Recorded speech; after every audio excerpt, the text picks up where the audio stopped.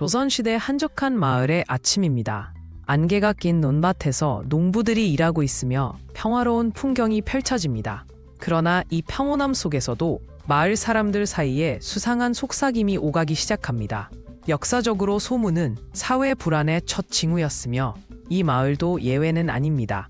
조용한 아침 공기는 점차 불안의 기운으로 물들어갑니다. 장터에서 근거 없는 소문이 퍼지기 시작합니다. 한 상인이 저기 산속에 괴물이 나타났다는 이야기를 하고 주변 사람들이 귀를 기울입니다. 조선시대에는 이런 소문이 실제 사건보다 더 빠르게 확산되는 경우가 많았습니다.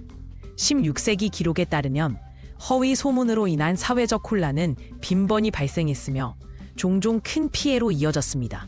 마을 사람들의 표정에서 불안이 읽힙니다. 소문은 전파되면서 점점 더 과장됩니다. 산속 괴물 이야기는 이제 마을을 습격할 귀신군대로 변모했습니다. 조선 왕조실록에는 이런 과장된 소문이 실제로 반란 사태로 이어진 사례들이 기록되어 있습니다. 특히 18세기 홍경래의 난 때도 비슷한 소문이 확산되었죠.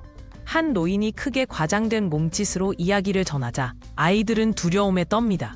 소문을 믿은 마을 사람들은 불합리한 두려움에 사로잡힙니다. 해가 지자 모두 문을 굳게 닫고 밖에 나오지 않습니다. 조선시대에는 이런 집단적 공포 현상을 요란이라고 불렀습니다. 역사 기록에 따르면 1609년 광해군 때도 비슷한 소문으로 인해 전국이 혼란에 빠진 적이 있습니다. 어둠 속에서 지나가는 행인들의 모습이 초조함을 더합니다. 소문의 대상으로 무고한 한 남성이 지목됩니다. 그는 평소 마을에서 조금 특이한 행동을 했던 인물입니다. 조선시대 사회에서 다름은 종종 의심의 대상이 되었습니다. 17세기 사헌부 기록에는 별다른 증거 없이 마녀라고 몰려 죽임을 당한 사례들이 보고되어 있습니다. 마을 사람들이 그를 둘러싸고 비난하기 시작합니다. 한 선비가 나서서 이건 근거 없는 소문일 뿐이라고 경고합니다. 그러나 아무도 듣지 않습니다. 조선 중기학자 율곡이는 하나를 들으면 열을 안다며 무분별한 소문 확산을 경고한 바 있습니다.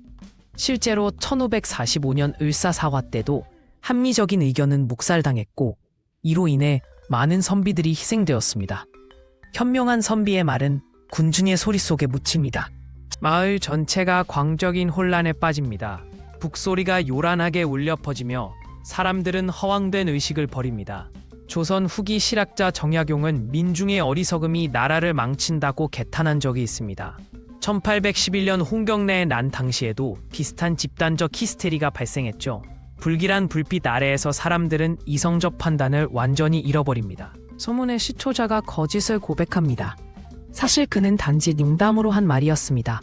조선 왕조실록에는 이런 사소한 말이 큰 사회적 혼란으로 이어진 사례들이 여러 건 기록되어 있습니다. 특히 세조 때인 1456년에는 궁녀들의 가벼운 농담이 궁중에 큰 소동으로 번진 적이 있습니다.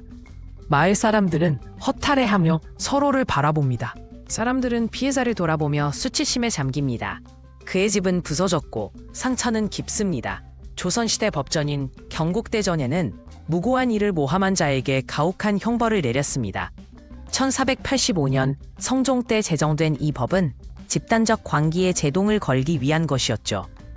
그러나 이미 입은 피해는 돌이킬 수 없습니다. 마을 사람들이 고개를 숙입니다. 아이러니하게도 같은 소문이 인근 마을에서 다시 퍼지기 시작합니다. 역사는 끊임없이 반복됩니다.